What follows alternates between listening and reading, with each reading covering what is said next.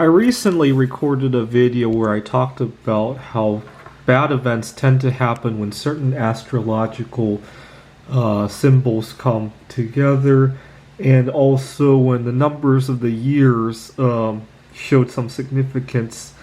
But I recently did some math and discovered even more irony in some of the numbers.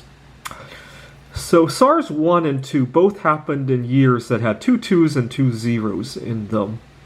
And so I wanted to see what astrology would look like in the year 2200. And the first thing that jumps to mind is that we have another conjunction of Jupiter and Saturn really close, right, on April 7th, 2199.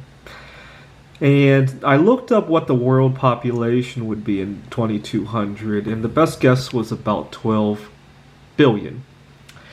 And so what I did was I did some math and said, okay, if SARS-1 killed 774 people, and SARS-3 is going to wipe out the human population, well, what's kind of in between these two numbers, right? So I did a geometric mean, right? So what I did was I found a number such that the ratio between what SARS-1 and 2 killed is going to be the same as what SARS-2 to 3 killed, right?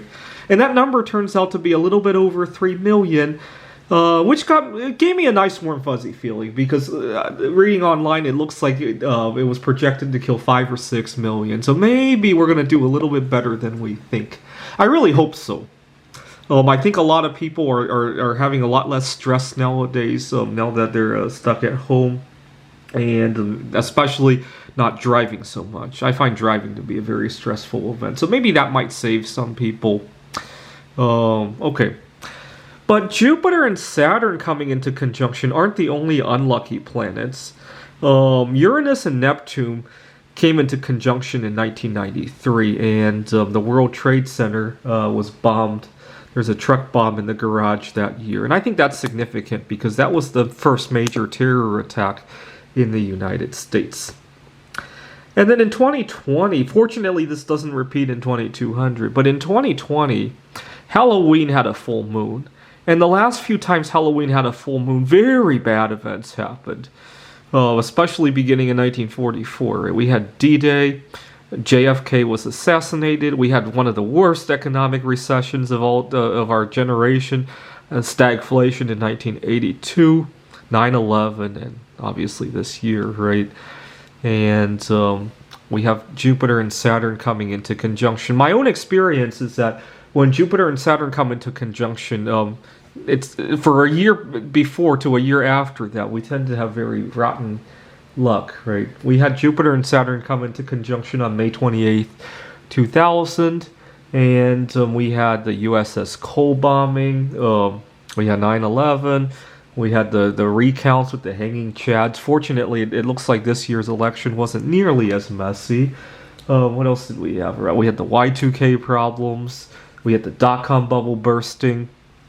In 1981, we had 3 conjunctions of Jupiter and Saturn within the space of a year. This can happen because the Earth is also moving much faster than Jupiter and Saturn. And so in 81, we had Reagan's assassination attempt. We had the stagflation. What else? The Iran hostages, obviously. What's really sad is that when Jupiter and Saturn come into conjunction this year, we don't have a spacecraft at Saturn to... I wish we could see Earth and Jupiter coming into conjunction, right? If only Cassini had hung in there for another 3 years. But anyways, I especially find this ratio to be very troubling. If it's a sign we're only going to lose 3 million, yeah, I'm thrilled about that, but if it implies that in 2200 that this is not a coincidence, right?